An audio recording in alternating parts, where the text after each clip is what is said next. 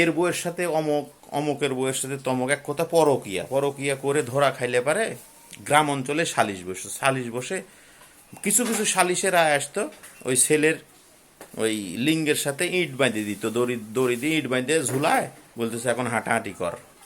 এটা দেখে যেন আর কেউ এই পরকিয়া না করে। এখন আর ওগুলো নাই, এখন কেস কাবারি শিখছে, পুলিশ প্রশাসন শিখে গেছে, মানুষ ওগুলো আর করে না।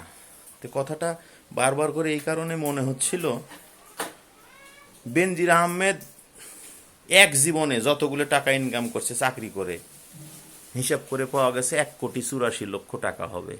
সেই বেনজির একটু ভেজালের আভাস পাইছে, এই এক মাসে 100 কোটি টাকা ব্যাংক থেকে উঠাইছে। ওর লিঙ্গে দড়ি দিয়ে ইট বেঁধে দিয়ে হাঁটাহাঁটি করতে বলেন, আর টাকা চুরি করবেন। ওইটা দেখে সারা বাংলাদেশের যত প্রশাসন দুর্নীতিবাজ, যারা গরিব মানুষের বুকের উপরে উঠে টাকা ইনকাম করতেছে, তারা যেন এটা দেখে আর কেউ কিছু না করে। খুব অভাব অনটনের টাকা রে, খুব কষ্টের টাকা। কাঁচপুর নারায়ণগঞ্জ কাঁচপুর ব্রিজের নিচে নিয়ে যায়, এই জায়গায় শর্টগান থেকে গুলি করতেছে আর বলতেছে কয় টাকা দিবি বাঁচার জন্যে। নিজের ধানের পাকা ধানের জমি বন্ধক রেখে নিয়ে যায়, প্রশাসনকে টাকা দিয়ে কসবাইয়ের হাত থেকে বাঁচে আসছি রে। খুব কষ্টের টাকা রে। কথাগুলো বারবার করে মনে পড়ে।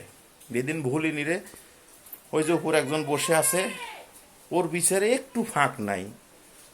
আরও অনেক কিছু দেখতে পাবে, অনেক কিছু দেখতে পাবে। যেমন র্যাবের অতিরিক্ত ডিএজি বিদেশ নিষেধাজ্ঞা জারি করছে। আল্লাহর মায়ের এইভাবেই মজলুম মানুষ, সাধারণ মজলুম মানুষের অভিশাপ আল্লাহ ব্যাগ দেয় না রে।